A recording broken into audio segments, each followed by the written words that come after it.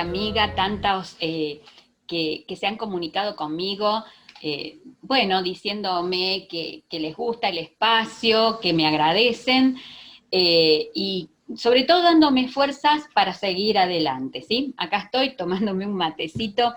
En este encuentro de hoy me gustaría charlar de la organización institucional o desorganización. ¿Qué ha pasado en todo este tiempo? Durante el año 2020, la educación, como ya todos saben, fue completamente remota, como se llamó después. Primero decíamos educación virtual, pero educación remota. Cada colegio se adaptó a su situación. Nosotros adoptamos la plataforma Classroom, los profesores, los docentes daban clase también, se grababan videos o hacían clases por Zoom, por Meet, se utilizó Handout, Instagram, tantas redes sociales, plataformas que se podían utilizar y cada colegio adoptó de manera distinta, ¿sí? Cada institución educativa tuvo acuerdos distintos. La plataforma Classroom es excelente, bien utilizada, es una herramienta fascinante, de tal modo que nosotros cuando ya estábamos acercándonos al final del año, habíamos dicho, bueno, el año que viene, si volvíamos a la presencialidad absoluta, la íbamos a seguir usando como una herramienta más de trabajo, porque es muy buena para que los chicos envíen tareas, o nosotros grabarnos en una clase y que ellos vuelvan a la casa y volver a ver al docente explicando esa clase que quizás me distraje o no recuerdo qué es lo que me dijo. De pronto, bueno, finalizaron las clases, vinieron las vacaciones y se comenzó a hablar ya de la bimodalidad, que es lo que está ocurriendo ahora en este año, en el ciclo lectivo 2021. O sea, educación presencial y educación remota. Es un mix de ambas. Los docentes debían reintegrarse el 17 de febrero. Yo como exdirectora sé que generalmente una semana antes de esa fecha la supervisión convoca a reunión de directivos y ya nos comenzaban siempre a enviar material para ir viendo de lo que se trataba, de lo que teníamos que trabajar luego con los docentes. Generalmente en esas reuniones los supervisores te dicen, bueno, les mandamos el material de antemano, léanlo, si tienen dudas, se sacan las dudas. Es decir, lo que yo les quiero decir, que cualquier directivo, y hablo de gestión estatal o privada, no importa, cualquier directivo de escuela tuvo en sus manos los protocolos y todo este material con respecto a lo que iba a ser la nueva reorganización curricular en la bimodalidad. Si tenían dudas, se las deberían haber sacado con su supervisor correspondiente, de tal manera que cuando el docente volvía el 17 de febrero, ya iba a saber qué cosas tenían que tratar con ellos.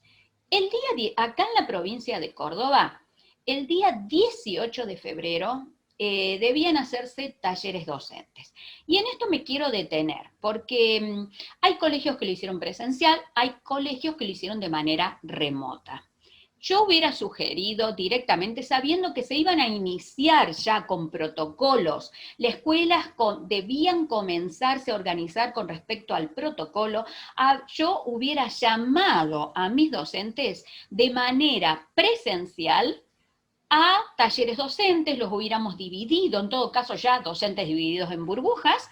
Si es una escuela chiquita, no hay problema porque tenés pocos docentes. Yo he tenido 25 docentes, no es más, pero en talleres docentes generalmente tenía muchos menos. Ahora, hay colegios con muchas divisiones donde tenés más de 100 docentes. Entonces, ¿de qué se trataba? A ver, y para esto el directivo tiene que tener realmente una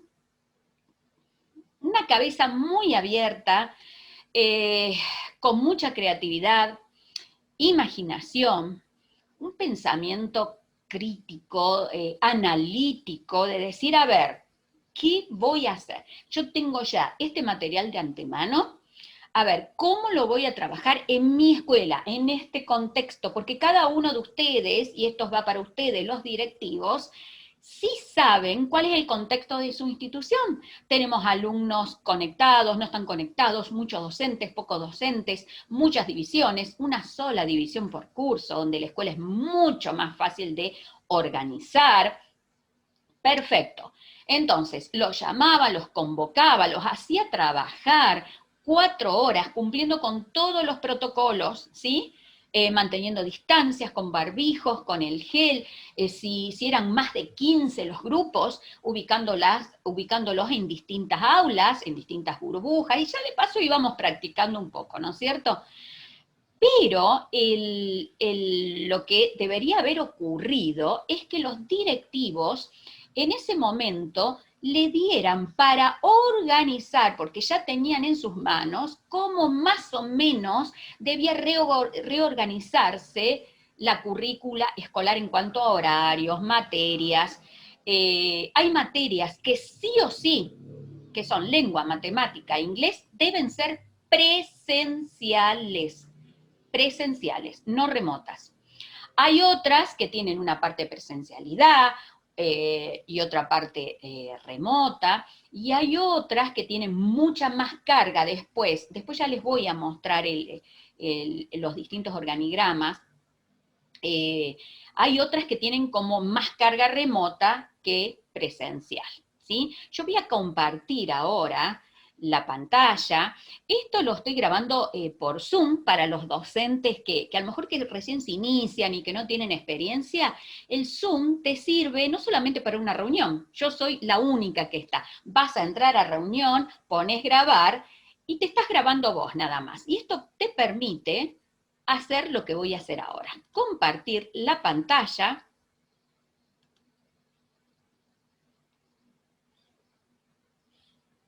Con este PowerPoint que hice y que quiero mostrarles a ustedes. Los vamos a agrandar, ahí está, acá me veo yo, hola, ustedes me siguen viendo, ¿sí? Yo puedo manejarme y poner donde quiera, ok, bien. Nueva organización curricular en la bimodalidad. A ver, ¿cómo le entendemos? Porque es cierto, ¿eh? Es cierto. Cuando fue el año pasado toda la educación remota, fue más fácil, todos los profes trabajábamos desde nuestros propios domicilios. ¿Qué ocurre ahora en la bimodalidad? Aparte de toda esta nueva reorganización, tenemos docentes que pueden pedir la dispensa porque tienen son mayores de 60 o con alguna comorbilidad. Por lo tanto, ¿qué es la dispensa? Yo voy a dar clases, pero desde mi casa. No voy a ir a la escuela a darlas. También un docente puede pedir dispensa, aquellos que tienen hijos en edad escolar, en la semana donde sus hijos tienen que estar en la casa y ellos tienen que estar necesariamente, pero en esa semana, no es la dispensa para todos los días. Entonces, esa semana, el docente que pide la dispensa da clase de manera remota y luego concurre a la escuela como corresponde. Entonces, esto es un panorama bastante complicado.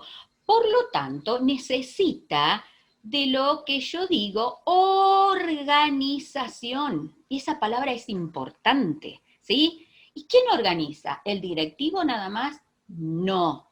Yo ya dije que el directivo guía, trata de aunar criterios, pero no es el que iba a tratar de organizar todo esto porque es muy complejo, ¿sí?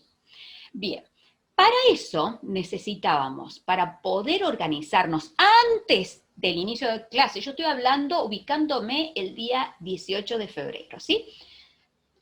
Se tendría que haber estado viendo la organización institucional en cuanto, para eso debían estar todos, ¿sí? Los docentes, los preceptores a lo mejor trabajando en una burbuja, los docentes en otra, el directivo recorriendo, ¿sí? Para poder después llegar a acuerdos. Pero la organización institucional tiene que ver con el espacio, con la escuela, ¿sí? Por dónde iban a ingresar, si tengo una entrada, dos entradas, por dónde iban a ingresar los alumnos. Se pedía precisamente señalizar, señalizar en los recreos cómo iban a estar divididas las burbujas. Muchas escuelas marcaron en el patio de la escuela dónde tenía que estar cada curso y de ahí no podían salirse.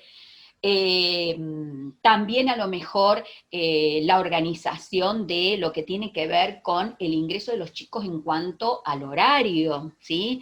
Para que no se agolparan todos de golpe, ¿no? Y los chicos tienen que ir ingresando, le tienen que tomar la temperatura, bueno, todo eso que ustedes seguramente ya saben, había que ponerse en ese momento a decir, a ver, ¿cómo nos vamos a organizar de acuerdo a la institución que tenemos?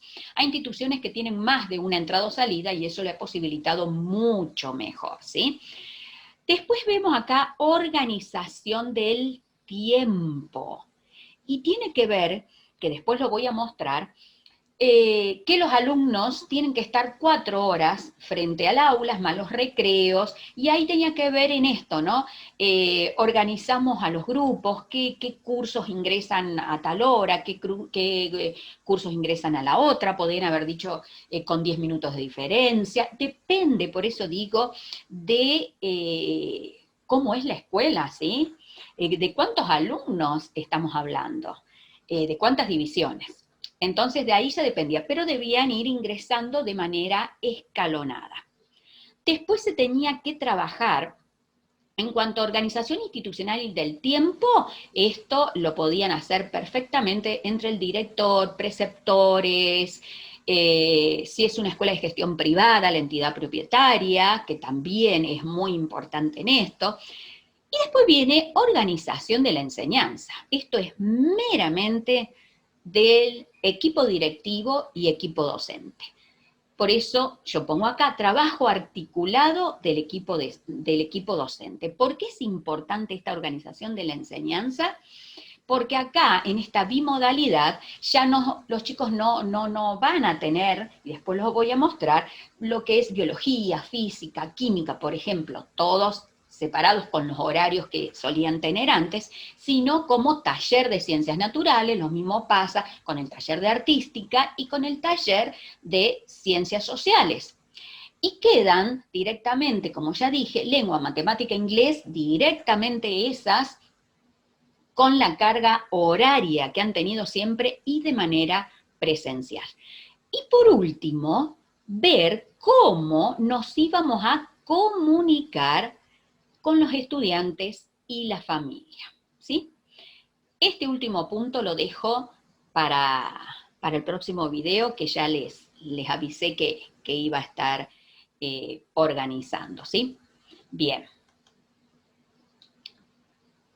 ¿Cómo organizábamos todo esto? Entonces, la propuesta del Ministerio de Educación era que las divisiones estuvieran separadas por burbujas, llamadas por letras, llamadas por números, por colores.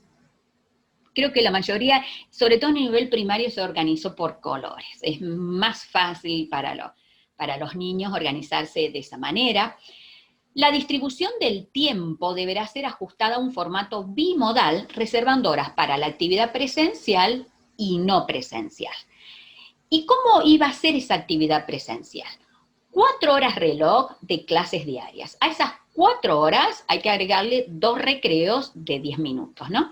Entonces serían 3 módulos de 80 minutos, o sea, son las 6 horas cátedra que tenemos en nivel medio o secundario para el trabajo áulico, más 2 recreos de 10 minutos. Eso hace un total de horas cátedra semanales de 30 horas. Si se ha decidido en la escuela que el alumno iba a ingresar 7:30, saldrían 12 menos 10. Y así, ese es un ejemplo, cada escuela lo podía organizar de acuerdo como le fuera mejor, repito, según el contexto. Otros grupos a lo mejor ingresaban más tarde, pero es eso, 4 horas reloj para la clase áulica más los 2 recreos. Esto que está acá, y esto ya va dirigido a los padres, en cuanto a la comunicación, esto se les debería haber explicado por parte del equipo directivo para que entendieran más o menos cómo es esto de la bimodalidad, porque lo que ustedes ven ahora acá a la izquierda es la organización curricular que teníamos hasta el 2019, ¿sí? Ustedes van a ver lengua y literatura. Esto es el primer año presencial.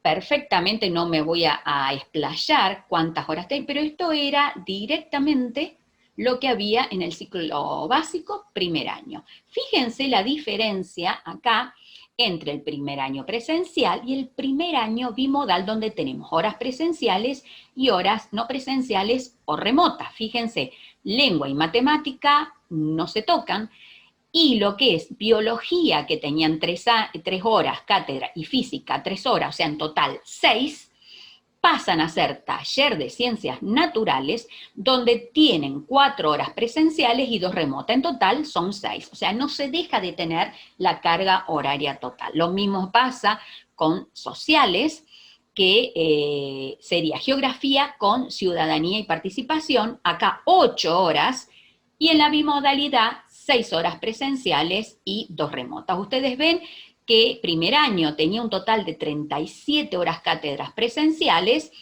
y en la bimodalidad 30 presenciales y 7 no presenciales. Esto sería lo ideal, ¿sí? Lo ideal sería. Es difícil, ¿saben por qué es difícil?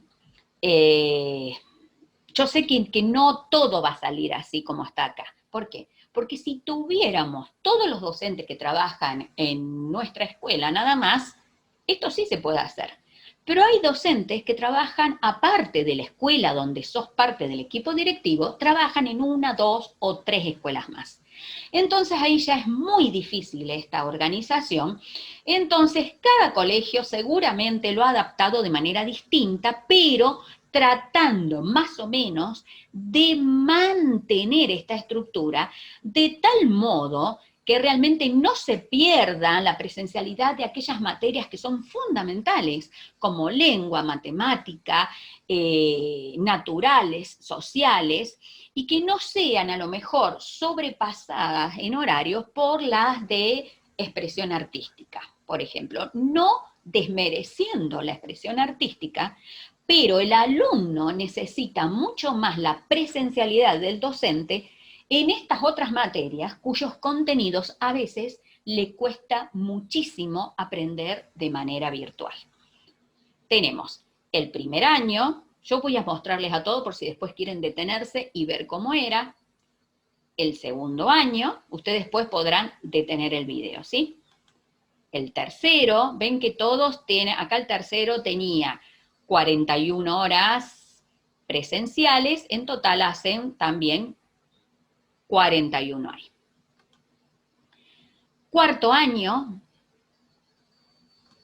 quinto, ya lo que es el ciclo orientado, como cada institución educativa había adoptado distintas EOI, que sean espacios de orientación, ahí ya la carga horaria es distinta, así que bueno, más o menos, pero fíjense que en el quinto año, inglés sigue manteniendo las horas presenciales, ¿sí?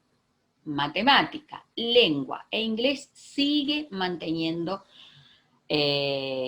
horas presenciales. Y fíjense, por ejemplo, que formación para la vida y el trabajo, en cuarto, quinto y sexto año, directamente las clases deben ser remotas. Y estoy completamente de acuerdo, porque es un espacio que se puede trabajar desde la virtualidad. Bueno, y acá vemos el sexto año, lo que es la distribución horaria de cuando era en el 2019, ¿sí? Ah, no, este es ya de la bimodalidad, perdón. Acá ya cuántas son las horas presenciales y las no presenciales. Voy a dejar de compartir la pantalla. Creo que acá ya no. Bien.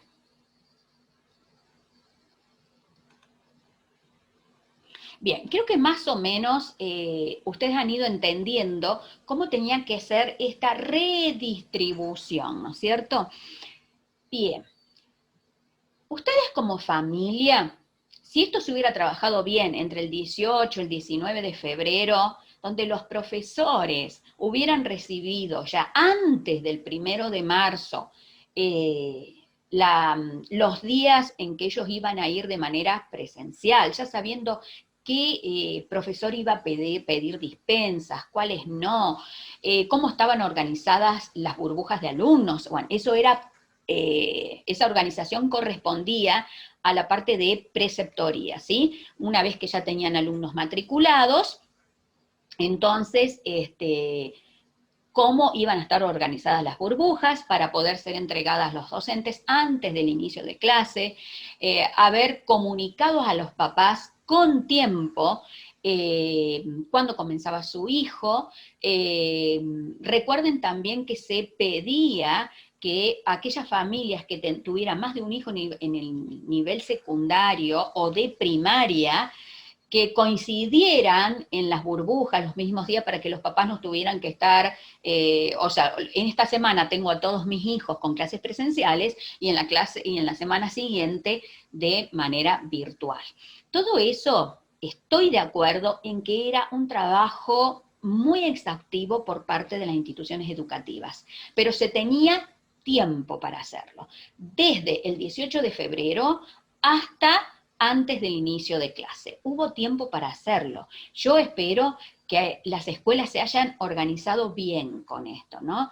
Hay escuelas que son muy grandes y sé que quizás fue más dificultoso, pero hay escuelas que son chicas, con pocas divisiones. Y el trabajo ahí era mucho más fácil de hacer, pero para eso había que organizarse entre todos, con el equipo docente, con el equipo de preceptores y el equipo directivo.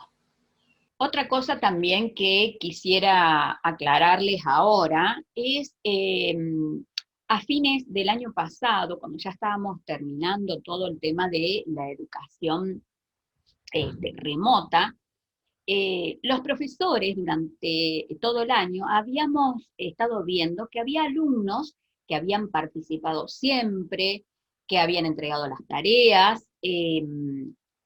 otros que habían estado medianamente conectados, y otros, pero muy pocos, que casi no habían participado en todas las materias o en algunas específicamente. A esos alumnos desde las instituciones, yo voy a hablar, por supuesto, estoy hablando desde mi propia experiencia. Si hay alguien que no lo vivió así, me puede decir, fue de otra manera. Yo hablo desde mi propia experiencia, ¿sí? Lo que pasó con nuestros alumnos. La escuela, particularmente yo, me comuniqué con esos papás, porque eran pocos, ¿no? Cuyos hijos o hijas no estaban entregando las tareas. Los papás nos decían a veces, pero ¿cómo si mi hijo está participando? No, ingrese a Classroom. Los invitábamos a cómo se podía ingresar a Classroom, que era fácil, para ver los trabajos, si habían sido entregados o no, si estaban aprobados o no estaban aprobados. A los alumnos se les dio oportunidad para rehacer los trabajos, para volver a entregarlos, a medida que nos llegábamos ya a fin de año, allá por agosto, septiembre, comenzamos a decirles que incluso íbamos a recibir trabajos que se adeudaban desde el mes de marzo o abril. Muchos alumnos lo hicieron, otros no lo hicieron. Bueno, y se llegó a fin de año, y desde el Ministerio de Educación llegó una resolución donde se establecía muy claramente, porque algunos papás y en la televisión recuerdan que se empezó a decir, ¿para qué vamos a estudiar si al final van a pasar de años igual todos? No, no fue así, no era así, se podía repetir.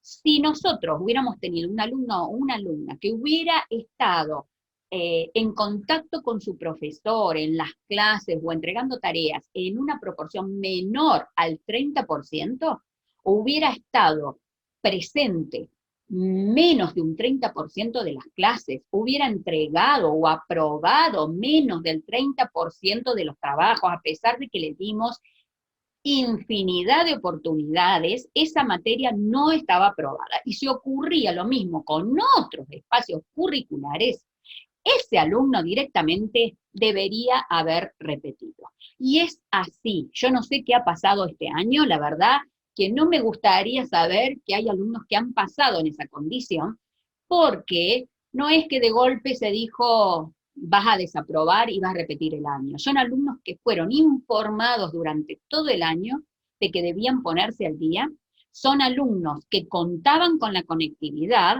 y son alumnos que simplemente ellos decidieron no participar de tal determinado espacio curricular. Entonces, primero, que tengan en cuenta que sí se podía repetir. Segundo, ustedes recibieron un informe donde ya no eran las notas a las que estaban acostumbrados, ¿no? Se hablaba de contenidos, qué contenidos habían priorizado los docentes, las actividades que se habían dado, y si el alumno los había alcanzado de manera satisfactoria, escasamente satisfactoria, o no los había alcanzado, ¿no? Entonces, aquellos alumnos que tenían todos los contenidos alcanzados de manera satisfactoria, porque tenían todo aprobado. Los que tenían escasamente satisfactorios, porque tenían quizás flojitos en algunos temas. Y en algunos directamente no alcanzamos. Pero ese alumno tenía más de un 30% de presencialidad y de entrega de trabajos y todo bien. En ese caso, y ahora ya me separo de aquel alumno que debería haber repetido, si tenemos un alumno que tenía más del 30% de presencialidad, de entrega de trabajos, comunicación y todo, obviamente después tenían que comenzar, ¿se acuerdan? Fue así que en febrero, el 19 de febrero, tenían que volver aquellos alumnos que habían, bueno, pero eso era para el sexto año y para el sexto grado. Los alumnos de los otros cursos, ni bien comenzaban las clases, o sea, había que matricularlos, sí o sí, se matriculaban en el curso inmediato superior.